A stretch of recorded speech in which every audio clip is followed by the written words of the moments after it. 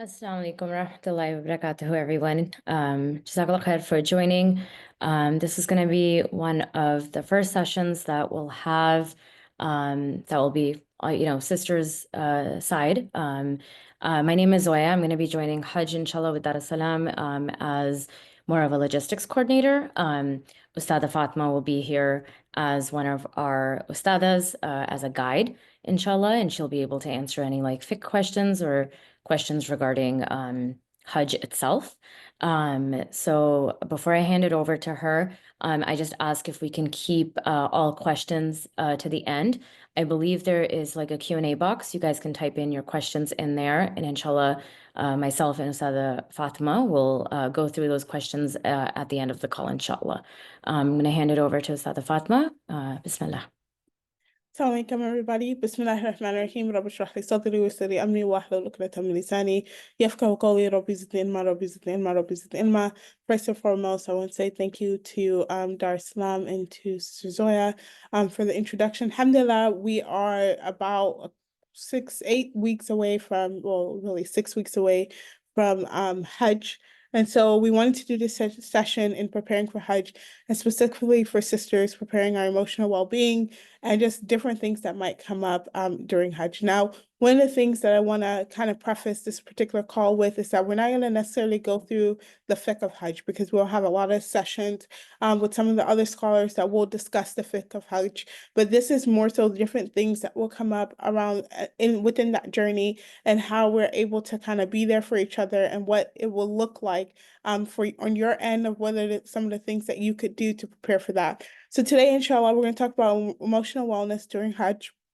We'll talk about self-care a little bit and how self-care is Sunnah. We'll talk about dhikr and dua, spirituality of menstruation, and then sisterhood and intentionality. So we are going to do this session until about like 1:30-ish or 2:30 for those of you who are Eastern time.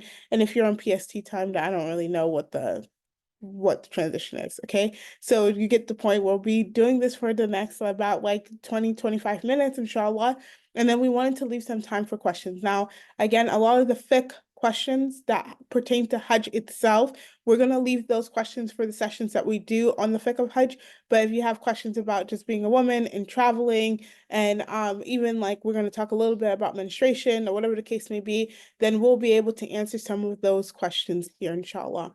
The first thing that we want to start with is what do you prepare? How do you go into the mindset of Hajj? How do you prepare for going for Hajj? You know, what's beautiful is that in Surah Al-Baqarah, which is the second chapter of the Quran, Allah subhanahu wa ta'ala talks a lot about Hajj. And within this particular ayah, even though I only pulled a small portion of the ayah, Allah subhanahu wa ta'ala tells us that Hajj is the dates of Hajj, the time that we're gonna go, all of those things are known. And then Allah subhanahu wa ta'ala says, وَتَزَوَّدُوا فَإِنَّ خَيْرَ الزَّادِ التَّقْوَى. And each person should prepare. They should prepare their provisions. They should prepare what they need to pack. They should prepare what they need to take forward. And sometimes we get stuck in that one part where we say, okay, you know what? I'm going for a trip. I need to pack for the trip. And you get so overwhelmed that by the time you get to the trip, you don't enjoy it. And so Allah subhanahu wa ta'ala says, but فَإِنَّ خَيْرَ الزَّادِ التَّقْوَى. The best thing to prepare, the best provisions, the best thing that a person can prepare for themselves is their God consciousness and their fear of Allah. And the reason being is that it is putting yourself in the right mental space.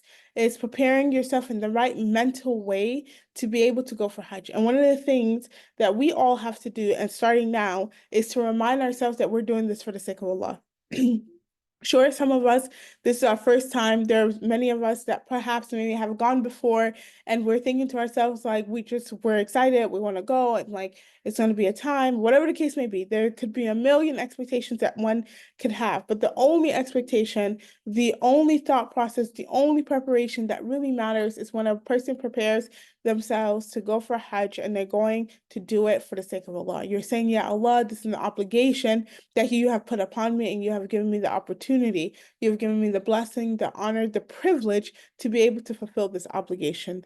And then Allah subhanahu wa ta'ala says, وَاتَّقُونِي يَا أُولِي الْأَلْبَابِ. Oh, those of you who have understanding, those of you who have intellect, those of you who are smart, then please fear me, meaning fear Allah, because this is the command that Allah subhanahu wa ta'ala is giving us. So the mindset that we are putting ourselves into immediately is the mindset of recognizing that we're going for Hajj and we're going for the purpose of bearing ourselves to Allah. Even when we're doing the labbaik, it's actually very beautiful because we're saying labbaik Allahumma labbaik, labbaik la sharika laka labbaik, innal hamda wa ni'mata laka wal mulk la sharika lak. We're telling Allah subhanahu wa ta'ala, I am here, Ya Allah, I am at your service, and I'm answering your call. Labbaik la sharika laka labbaik. There's no God, there's no deity, there's no one that I will give my devotion to you, which is why I'm answering, I'm bearing myself to you, O Allah, and I'm answering your call and I'm at your service.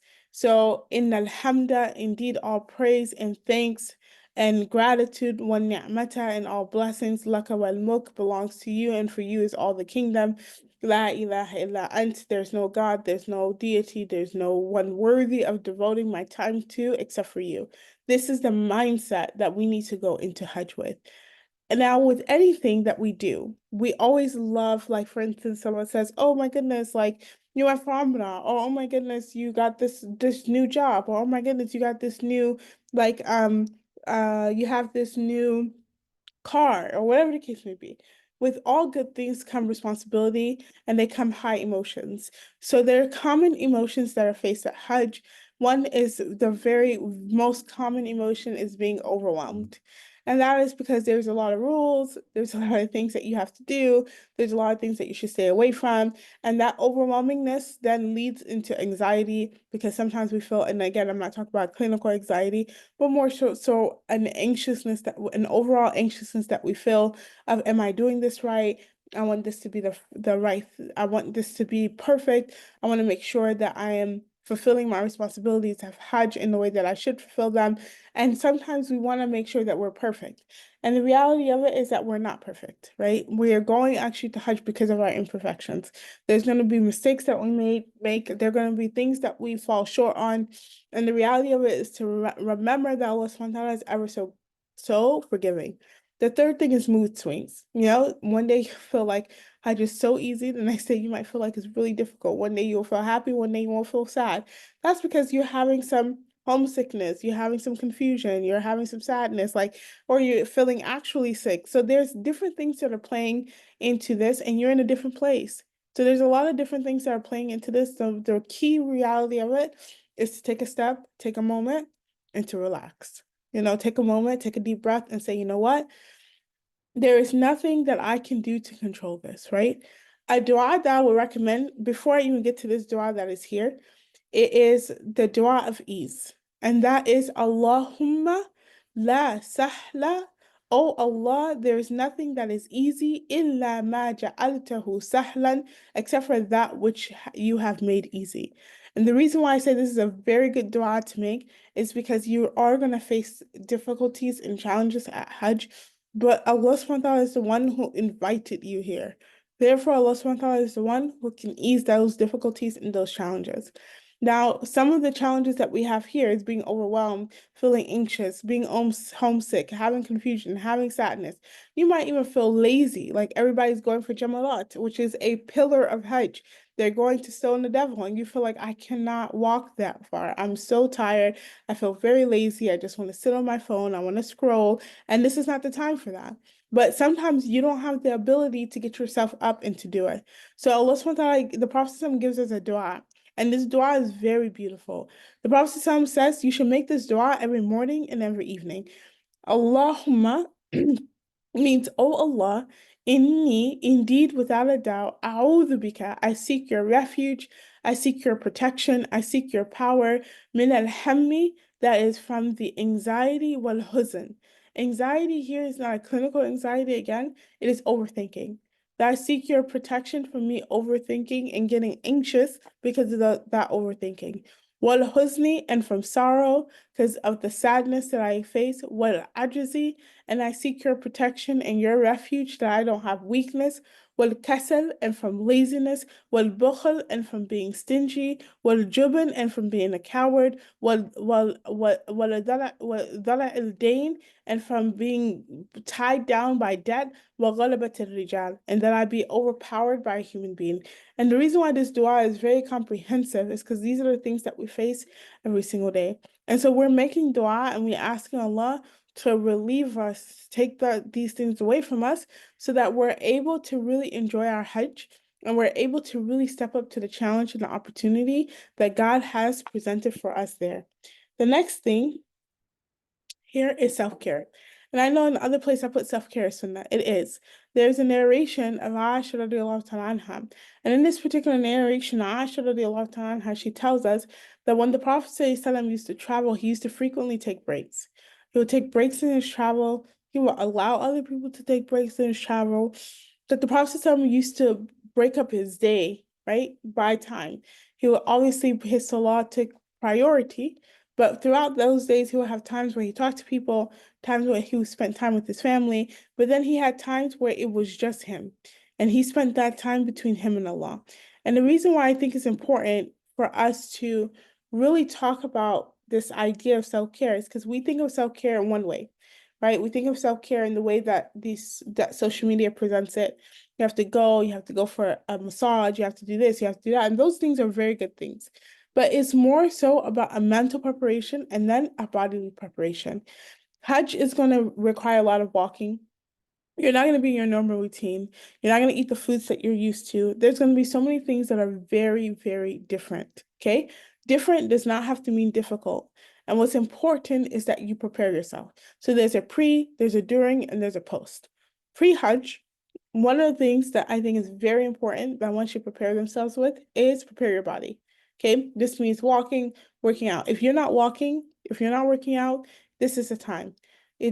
Everybody will be in different tents. Obviously, we'll have different people there to be able to assist and help each other, but you don't know how long getting to one place to another will take. I hear the buses are not really there. You will have buses, you will have people to come and help, but sometimes it's a lot easier to just walk, right? So right now, if you're at a schedule of walking 0 times a day, you should probably start with walking 2 to 5 minutes. Okay. You should probably start with your normal errands that you run. Maybe perhaps you normally Instacart your groceries, go to a grocery store, start walking, get that body active. Because you don't want the first time you become active to be while you're at Hajj. The second thing is if you already have a normal routine, you're already a little bit active, you want to work yourself up to being able to walk for at least an hour and a half, right? That's like overkill is overshooting, but you would rather overshoot than undershoot. So get your body strong, eat the right things, nourish your body because when we get there, we will have food, inshallah, we'll have all these things, but it's important to like just give yourself some strength, right? Give yourself a very strong foundation. And then get some time to relax. Now, relaxing doesn't mean sleeping all day. It means prepare your body. It's going to be stressful. That's the nature of Hajj. It is the sacrifice of one's wealth, it's the sacrifice of one's time, and the sacrifice of one's body. So there will be some stress attributed to your Hajj. You want to take this time out to prepare, relax, journal, figure out what are the things you want to make dua for, figure out who the people you want to make dua for. It should be everybody. But obviously, sometimes we forget. We get in there and we think to ourselves, man, we should have prepared prior. Don't shoulda, coulda, woulda, okay? Just take some time for yourself. Learn more. Alhamdulillah, Dar es Salaam is doing a very good job at providing all of these sessions, these pre-Hajj sessions. So spend some time learning and then pack the right things. As we keep going, we're going to do a Hajj seminar, all these things, and you will know exactly what are the things to pack. Pack light, don't pack too heavy. This is not the place to pack your fanciest dress, your nicest outfit. This is the place that you pack things that are light, that are easy to transport, and pack the right things to help prepare you to have a good time while you're at Hajj. Now, during the travel itself, take frequent breaks, okay? And during the ritual, when we are going and we're doing different things that we have to do, it's okay. It's okay to slow down. It's okay to ask questions. You need to rest when you can, hydrate, and prepare your mindset. Because a lot of being able to get through the day-to-day is actually about a mental game as opposed to it being a physical game. So you want to just have the right mindset. When you get tired, you say, okay, I'm doing this for Allah, ya Allah, I'm getting up and I'm going for tawaf, even though I'm so exhausted because I'm doing it for you, Allah. You remind yourself constantly that this is a sacrifice that I'm doing for Allah. It's not a sacrifice that I'm doing for myself. The last thing is your post. Post self-care, this is where you're going to take the best shower in the world when you get back to your own home. You want to rest, you want to recover, and you want to be in gratitude. Don't rest, recover, and don't rest, recover, and complain. Oh, my Hajj wasn't that great. There were so many people. It was so hot. I didn't like the tent. I didn't like this. What are all the deeds? What was the point of you going if you were going to come back and complain about everything, right? So you want to plan to rest. You want to plan to recover. You want to plan to be in constant shukr or gratitude to Allah for giving you the opportunity. Allah subhanahu wa ta'ala tells us in the Quran that in shakartukum la'azidannakum, that if you are ever so grateful, then surely I will increase you. Surely He, Allah, will increase you. So don't stress about, oh, I should have done that. I could have done that. I wish things were like this. Rather, plan to relax so that you can have the right mindset to be in the gratitude of Allah. The third thing that is very, very important is that Hajj is a spiritual time. And a spiritual time, what does that look like or what does it mean? It means that, yes, you're going to travel. Perhaps maybe you will see some nice things. Perhaps maybe you'll have a good time, whatever the case may be. But the true ultimate purpose of Hajj is to, again, like I've been mentioning, is a sacrifice for you to be in the remembrance of Allah. Now, you want to make sure that you're doing dhikr while you're there. Okay, this is going to help you. It's going to help you emotionally. It's going to help you physically. And I know it doesn't sound right, but it's true. The reason why I say this is because your adhkar, what you say, the remembrance that you have of Allah, is a direct reflection of what you think of Him. So when you're seeing something great happen and you say Allahu Akbar, Allah is greater than, you're saying that Allah is greater than all these things that I see occur. When you say Subhanallah, you say how perfect is Allah in this imperfect world. When you say Alhamdulillah, you're saying all praise and thanks is due to Allah. You want to develop a routine from now. Hajj is not going to miraculously change every aspect of your life and all your problems are going to go away. No, but Hajj is a solution. It does give you tools to be able to deal with the difficulties that come forward. And one of those things that you need to make sure you prepare yourself with is the adhkar, the dhikr, the remembrance that you have of Allah. Allah subhanahu wa ta'ala says in Surah Al-Ra'd, بعد أعوذ بالله من الشيطان الرجيم بسم الله الرحمن الرحيم الذين آمنوا, and those who they believe وتطمئن قلوبهم بذكر الله, and their hearts are content, their hearts are still, their hearts are compassionate, their hearts feel the remembrance of Allah. ألا بذكر الله تطمئن القلوب, that surely, without a doubt, the remembrance of Allah is with the remembrance of Allah, or in the remembrance of Allah, that the hearts find rest. You're going to feel restless. You're going to feel anxious. You'll feel overwhelmed. But what is going to help calm that is the dhikr, the adhkar that you do. And you're in the most spiritual, most sacred, most holy place possible. You're in the most holy time possible. And you're doing the most holy, most sacred, ritualistic act as possible. So your tongue being wet with shukr, being consistently praising Allah, and dhikr, and reminding oneself of who Allah subhanahu wa ta'ala is, Allah subhanahu wa ta'ala will cause calmness to come to your heart. Now, this is not going to be a fixed session on your period, okay? The reason being is, again, we're going to have a fixed session. This is not a fixed session on menses or menstruation.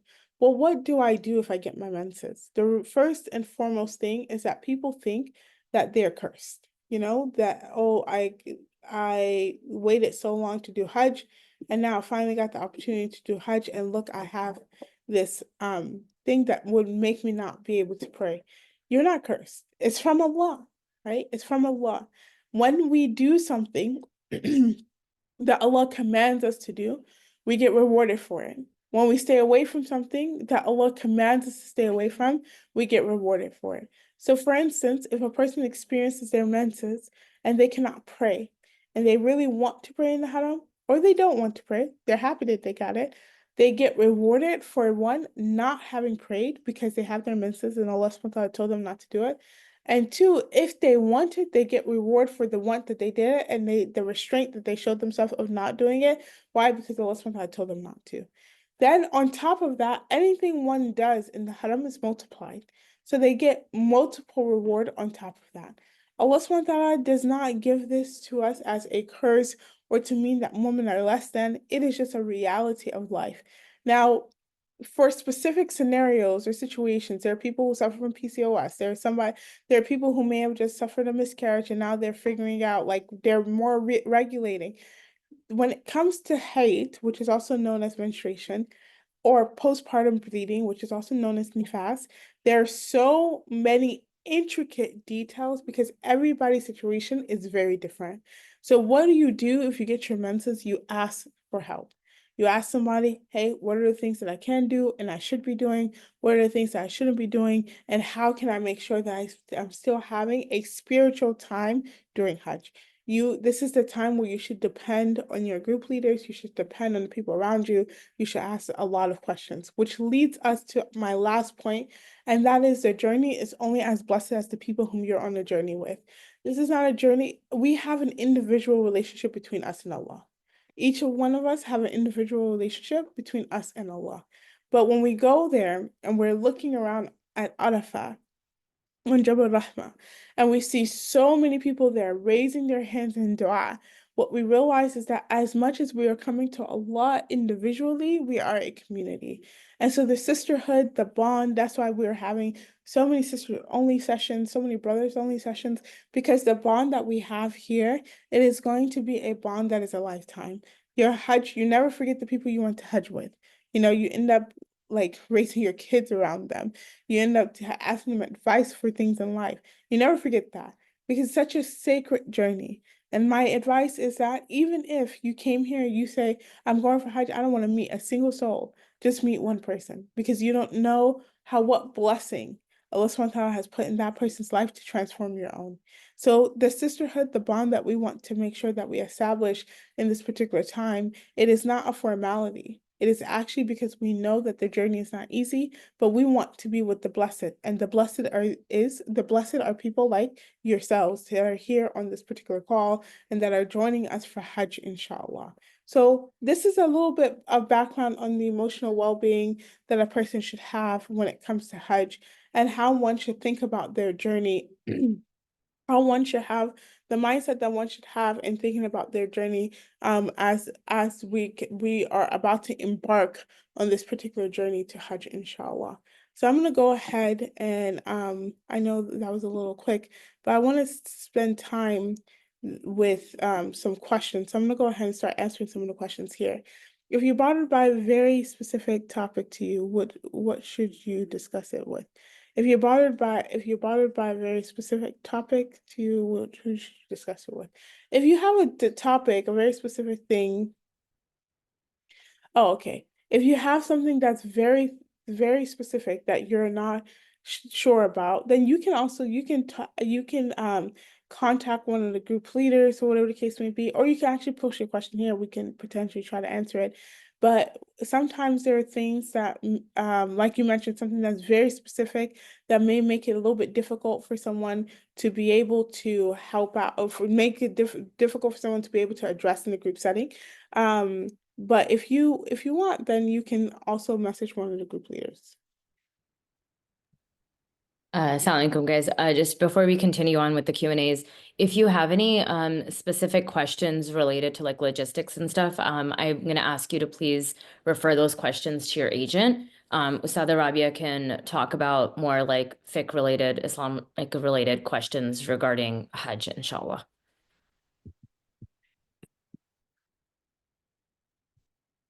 Very good. I have a problem with my wudu, won't stay longer. How am I going to keep my wudu in? Please explain. Very good. So if a person has a problem with wudu, it depends. So if a person is experiencing for their wudu, like for instance, they have some type of medical issue that requires them that they cannot keep their wudu at all, in accordance to the Hanafi school of thought, then what a person does is they should make wudu at every prayer time. And within that prayer time, this is called an udhr. This is called someone that has some type of excuse. and they're ma'dur, and in them being ma'dur, that means that it will allow for them to do something else that makes them keep their wudu. So what you should do is make wudu at every prayer time, okay? And you're able to pray, do your dua, hold the Quran, all of these things within that particular time, inshallah. The next question is, what are my options if I have possibility of getting my period right before entering the haram after making intention of umrah? Do I make the intention differently so if I get my period anytime after making the intention, I can come out of ihram? Or do I stay in ihram until I purify myself and complete umrah? It depends on how early you're coming into the haram. So if a person is coming very early where they will have time to be able to finish off their menses and then come and do their umrah, and then we'll start with all the rituals of Hajj or whatever the case may be, then the recommendation would be to wait it out and then go and get into one's ihram. However, because the time will be very short, what the recommendation would be is that you enter into ihram after passing the miqat, you make the intention of doing umrah, and then you will complete the umrah after you get out of the state of purity. If it's going to be too long, then there is conversations about what is known as a dam. So a dam is a payment that one pays because they cannot complete the portion of the umrah that requires them to have purity. So you would complete your tawaf, and then after you complete your tawaf, you will not pray the 2 rakahs behind Maqam Ibrahim because you're on your menses. You will pay a dam payment, and the dam payment will have more closer answers to how much that would be as we get closer to Hajj because it fluctuates, inshallah. What does a woman do if she gets the period in the middle or the end of Hajj before the final tawaf? Very good. Same thing. You will wait it out if you can. If you cannot wait it out, then what you would do is that you will have group leaders, and those group leaders will help you to be able to complete. It was known as the dam payment, which is a penalty payment. And from there, you're going to be paying that penalty just because of the fact that the Prophet says, a tawaf kasala, that tawaf is like prayer, which means you have to have purity within that time in order to properly complete a tawaf. So because that would not be there, then you will pay this payment. Typically, when we went for Hajj for Umrah, back in February, it was around $200. So that is a payment that one completes, and it's a payment that is gone to slaughter an animal, and then that animal is then distributed upon those who are poor. Okay, can we have the dua in writing, please? Yes, I will add it to the slides, and then brother I will have brother Ahmed from Dar es Salaam or Sister Zoya actually send the slides out to everybody. Good. Okay, my cycle has been regular, but since the month has jumped sooner, maybe due to stress preparation, would it be good to take pills? I would tell everybody who there are a couple of questions about those who would like to take some type of pills to stop their period or whatever the case may be. I will tell you first and foremost, please consult your doctor because this is more of a medical thing. So please consult your doctor. The second thing that I would say is that remember, like one getting their menses or whatever the case may be, this is from Allah. And so sometimes we get very stressed about these things. We don't want to do it because we feel like we're getting something less out of our experience. And ultimately, Allah subhanahu wa ta'ala knows your dedication. And so you will be rewarded as if you were praying the entire time. Why? Because you yearned to pray, but you didn't pray. Why? Because God commanded you not to. So I would consult a doctor. I think it's important to do so because there's people who have very poor experiences by taking pills or whatever the case may be to delay their period. So I would just make sure that you consult a doctor, inshallah. Is it possible to get a handout of the du'as for preparing for Hajj? Several of us are not native to Arabic speakers. Of course. So I'm sure Dar es Salaam will give out different things that will come in handy for Hajj. But for myself, I will make sure that the slides that I presented today, those will be sent to you guys, inshallah. For mothers who are expecting, I will also ask that you guys consult your doctors on things to prepare for. The reason being is because it's important that one should make sure that they're adequately preparing their body, make sure that you're able to do all the things that maybe your doctor would be able to recommend more than we would, because that will help a person be able to be properly prepared for their journey, inshallah. I'm supposed to get my period around my departure flight. I should be done before heading to Mina, inshallah. I may miss Umrah. Is there any recommendation on how to prepare for this? I've already talked about that a little bit, but one of the things that, again, you want to do is just please be diligent in tracking your period. That way, when you come to one of the scholars or one of the group leaders to ask your questions, they're going to ask you, when did you start? When did you end? When is your flight? And try to help figure out what's the best course of action, inshallah. My package is Medina first. I've heard that you're menstrual. You can't go into Masjid al Please clarify for me as I'm debating and want to avoid meds. Very good. So if you're going to Medina first, it's actually a little bit easier. You can so there's a difference of opinion. Some of the scholars say that if one does not have the necessary things in order to make sure that they are maintaining sanity, maintaining things that are sanitized. So if you don't have sanitary things, then it is impermissible for one to enter into the masjid. Now, if one takes care of themselves while they're menstruating and making sure that sanitation wise, they're not causing any type of najas or like any type of filth to enter into the masjid, then there are opinions that say that it is permissible for someone to go into the masjid, especially because it is not we don't live in close proximity to the haram. So one will be able to go in there or go to the Rawda, make dua, and then leave.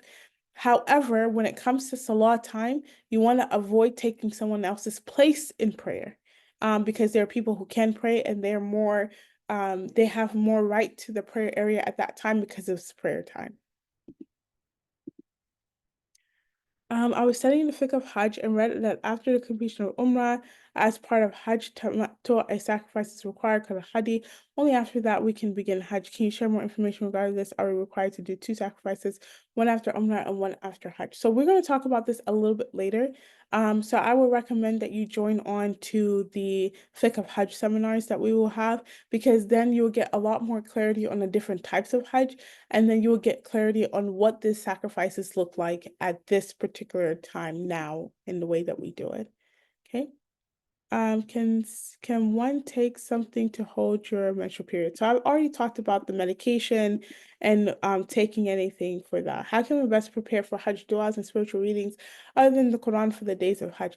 You want to prepare mainly du'as. Spiritual readings, you might not have as much time to be able to do that during the Hajj time, but you want to mainly prepare your du'as. And what that looks like is being able to write out the people you want to make dua for, maybe even certain duas that you've heard, being able to write those out, create a little booklet for yourself, and things of that nature.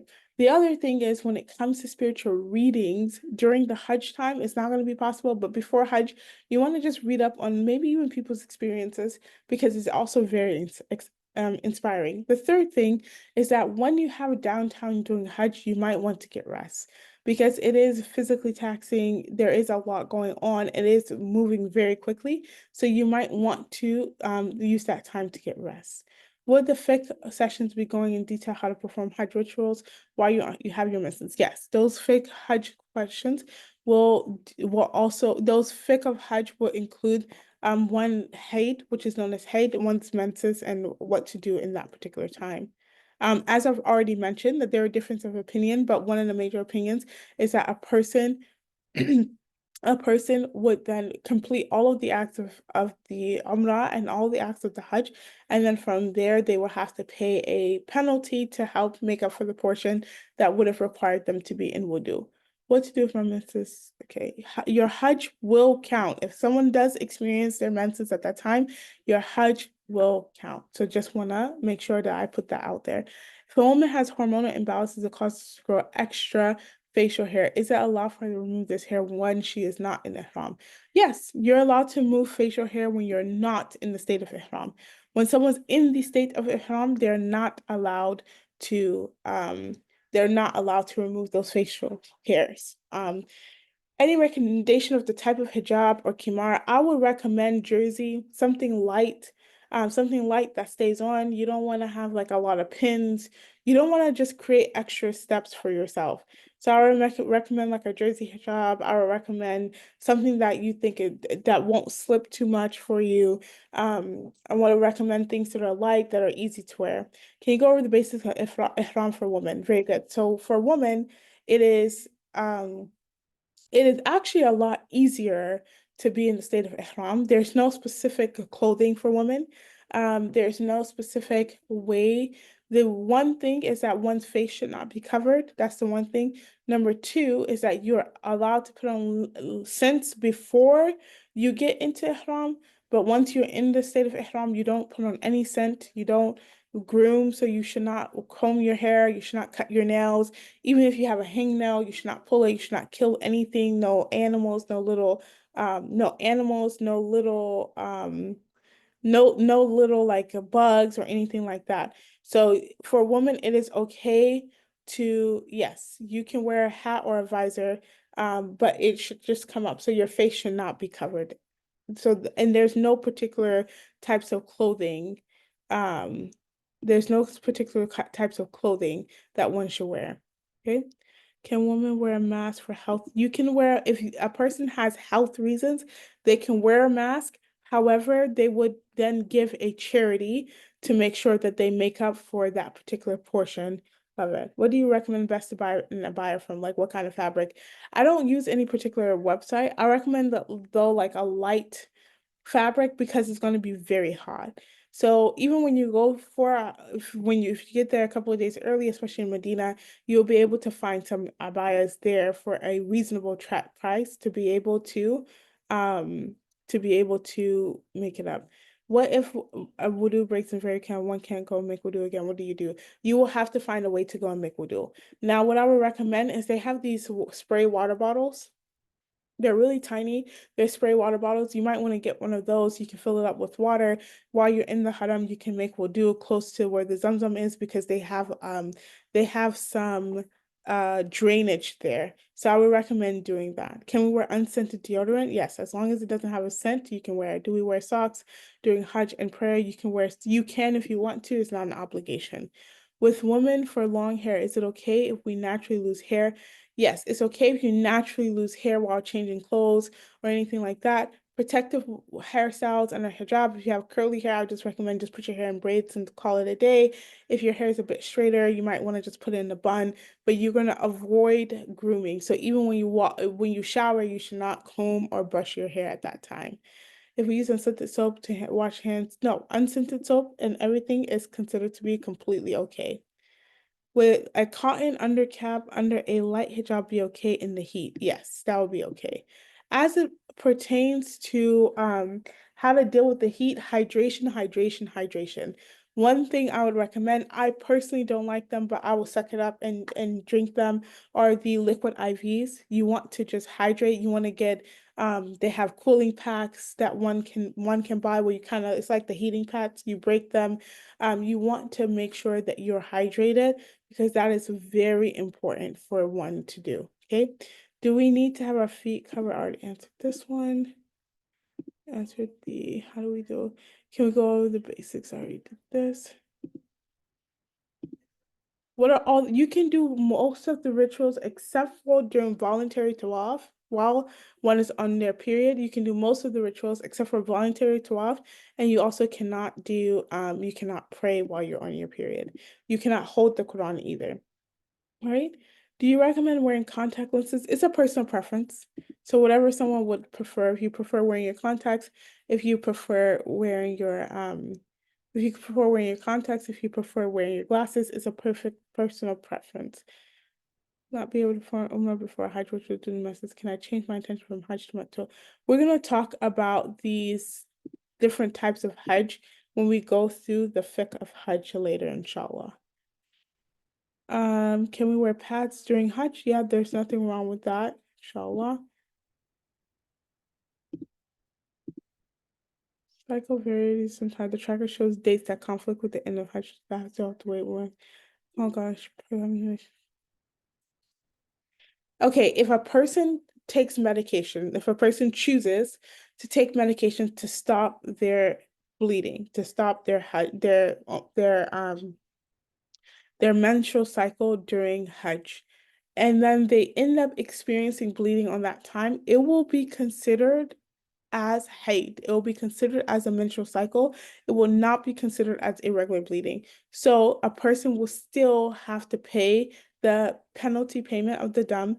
Why? Because even though you took medication to stop it, you're bleeding within the time that would have been your period. That would then be considered fiqhan in accordance to the fiqh as one's period, inshallah.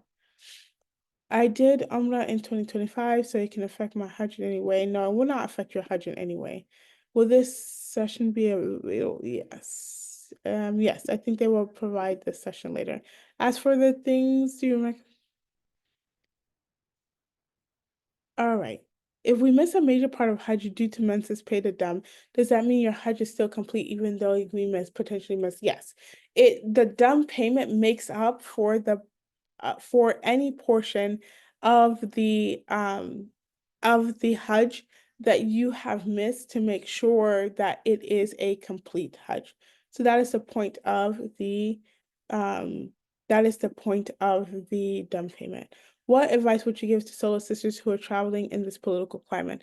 The advice that I would give is that, it is a very intense time for everyone.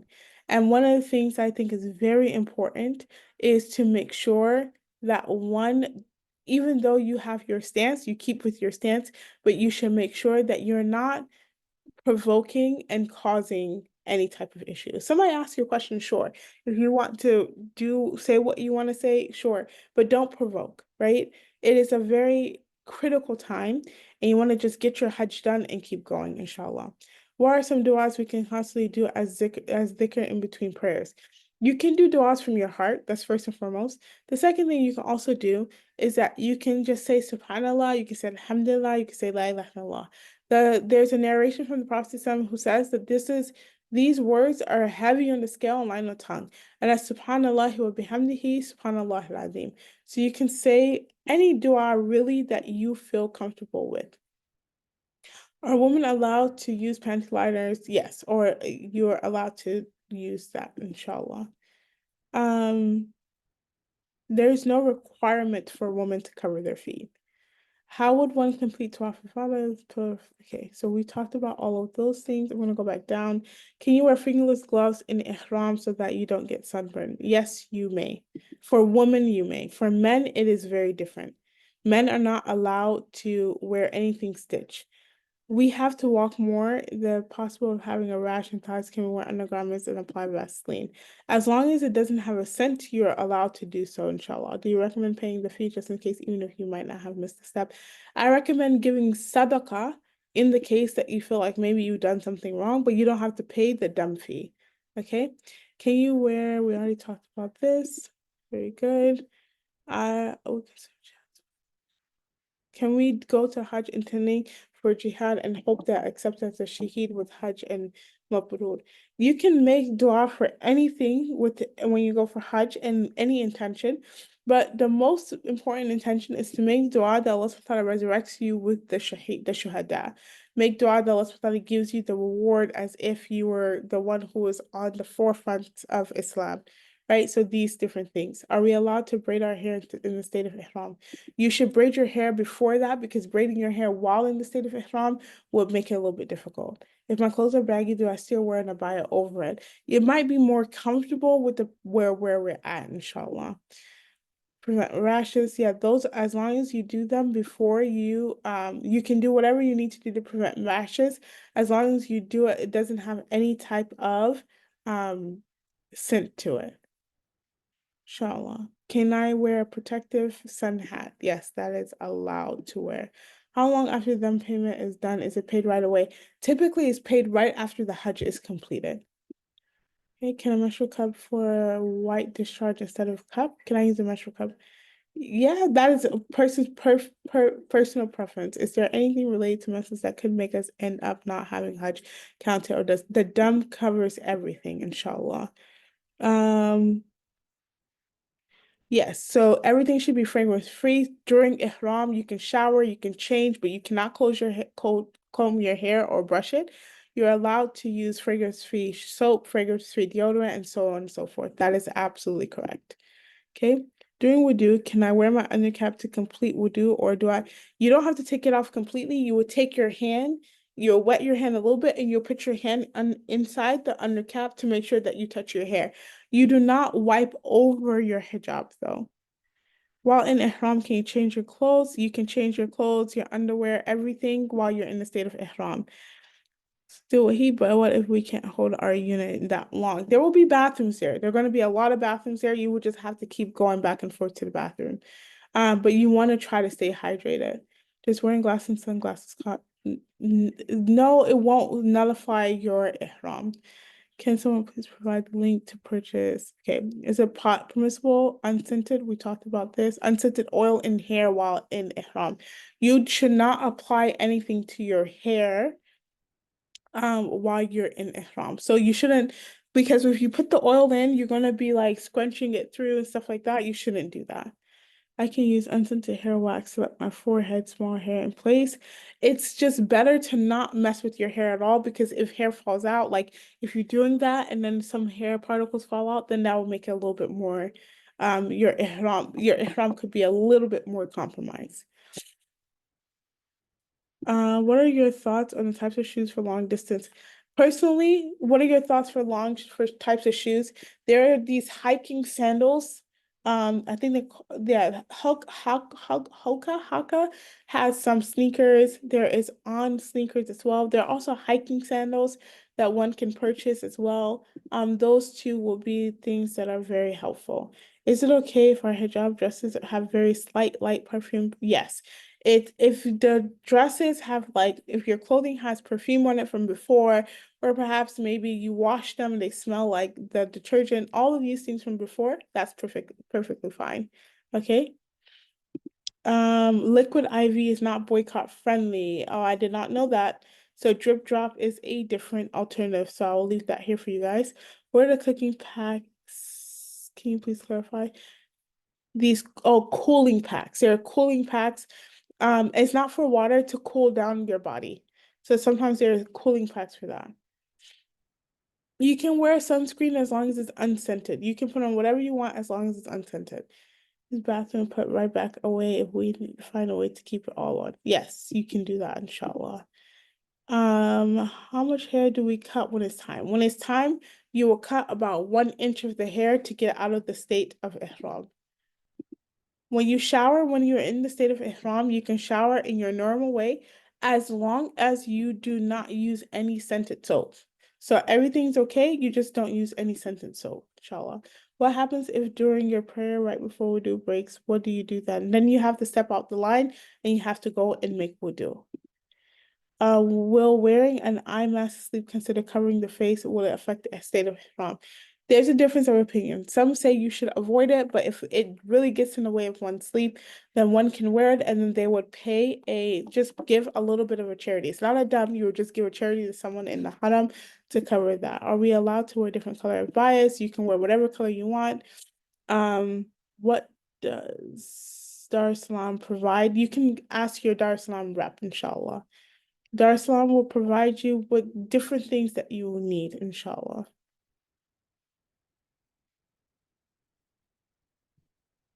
Very good. If you have a very long period, then you will consult with your lead, and they will help you to make sure that you get your tawaf and everything done. Tawaf al-ifada and farewell tawaf is the same thing. That is the same, it has the same meaning, inshallah. Medical issues, but keeping my wudu is challenging. Do you have suggestions, as the lines can be long to the bathroom? I would recommend that you, based off of the schedule that we have while we're there, then you um time when you're going to hydrate and when you're not going to hydrate. So you don't want to not hydrate because it's going to be so hot, but you want to time things in accordance to the time that you'll be able to have access to the bathroom versus not. Can we do ihram niyyah and recite talbiyah? If we break wudu, there's no time to do wudu before taking ihram. Absolutely. So you don't have to be in the state of wudu in order to get into the state of ihram. Okay, I'm gonna go back down. You can wash your hair. You cannot comb it though. You cannot comb it and you cannot groom it. So it's more so about running through water, running water through the hair. I thought farewell tawaf was done before leaving Makkah. Yes, it's done before leaving Makkah, but it's like one of the final steps that you do in completion. Okay. For wudu, if I drink a lot of water when we need the bathroom, is in Muzdalifah especially. And we will still have access to bathrooms there. Okay. When will the recording be available? That is a Dar Salam question. They'll let you know that, inshallah. Can I wear a night suit at night when it's considered removing? No, you can change your clothes as many times as you want during the state of ihram. So it will not be any wrong. You can apply oil to your hair as long as you're not in the state of ihram. If you're going to Medina first and you do not make the intention, you make the intention later. You can wear khuf while you're in a state of ihram as a woman. How many abayas do I need? It depends on the person. So you don't want to overpack, but you don't want to underpack as well.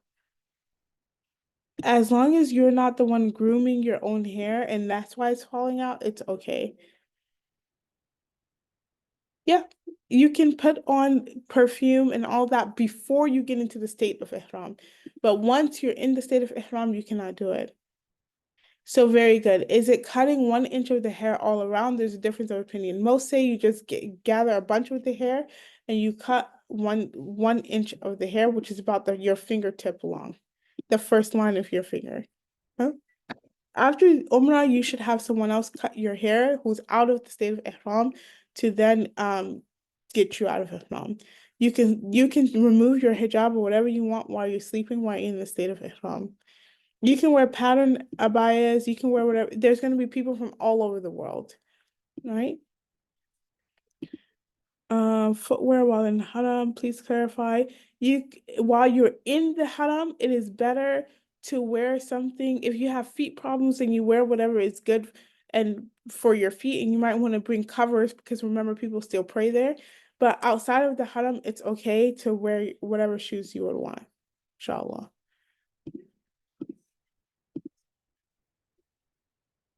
Yeah, you can just there's different things that people do with the hair after they cut it. Sunglasses are okay as we've talked about. It's up to you. Do you need to make wudu again due to regular? No. Regular discharge does not require one to make wudu. If there ends up being multiple reasons to pay money, you only pay one time. If there's multiple reasons to pay money, then one will pay one time and that covers everything. I have hair follicles issues because of that. I have to wash my hair every day with medical shampoo. Can you suggest for me where I can do it in a state of ihram, please? Very good. That would be considered a medical issue. So then you will have an excuse to do that, but you would have to pay a sadaqah in order to make up for that, inshallah. Do I take a regular shower before ihram? You will take a regular shower, which will be considered a ghusl, and then you will make the intention later. Did you say someone else? Yes, someone else needs to cut your hair, and because that someone else that is not in the state of ihram should cut your hair. Due to severe acne scarring, I usually have concealer foundation on. Is that allowed? It is allowed, but it's better to just come um as yourself while you're in the state of ihram. Okay? My medical shampoo is unscented. Oh, you're good. You're good to go then. Face should not be covered while in the state of ihram. Sunglasses would be considered not wrong, but you can avoid it if you can. Socks are not required for a woman. Do we sleep in hijab? You can remove your hijab in the tent and you can sleep without your hijab. If you accidentally wash your hand with the scented soap, because the hotels will not have soap that is unscented. So if you accidentally wash your hands with the scented soap, then what would be important is to give a charity to anybody and out there. Your toothpaste is perfectly fine even if it is flavored. I use natural, traditionally made olive oil soap that has no added perfume but has a light smell of olives. Is that fine? It's better to use unscented things. There is a debate, should you while in the ihram are, oh, I read that one. I already covered that. Someone else who is not in the ihram should cut my hair. So you will find somebody else who will cut your hair. There will be a lot of people there who will cut your hair. Okay. You should wear unscented pads. You can wear a pad, inshallah. So curious to know the first woman who's trying to get out of Islam gets out of Islam. Typically, someone is there have hair cutters there that are not in the state of Ihram and they cut that person's hair out.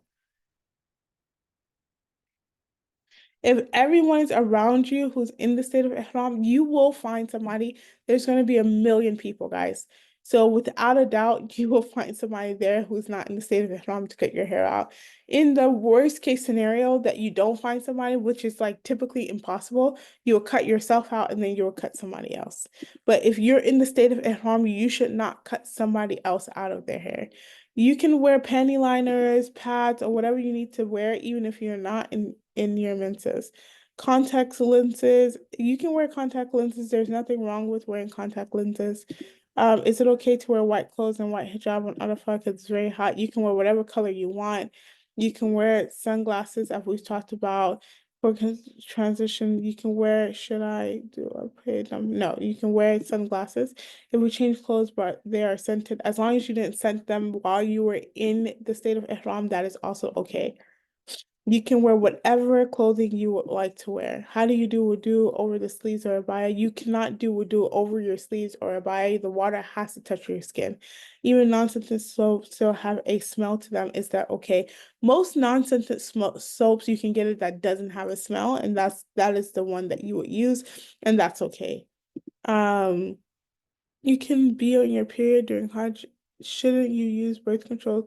I am not going to recommend I'm not going to recommend any type of medication. I think everyone should go to and consult their doctor. So we're not gonna tell people that they should use birth control because Allah subhanahu wa ta'ala gave you your period and Allah subhanahu wa ta'ala put this upon you. So therefore, you should consult your doctor in whatever way is possible. All right, Sister Zoya is here. That means our time is up. Assalamu alaikum, everyone. Inshallah, I know there was a lot of medical questions. There will be two sessions that we're having with doctors. And it's on the website. So if you guys want to go ahead and go on there and register for that so you get notified for it. I believe those sessions are already up. As for some of these other questions that I've seen, a lot of them are very particular fiqh questions. Inshallah, those will be covered on the fiqh session. So if you go online and sign up for those sessions, we'll be able to, inshallah, cover them. As far as this recording and a packing list recommendation, in the slides that Ustadha Fatima covered, we'll be sending those out as well, inshallah. Jazakallah khair, everyone, for joining. Inshallah, very excited to do Hajj with all of you. Assalamu alaikum, Assalamu everybody. alaikum.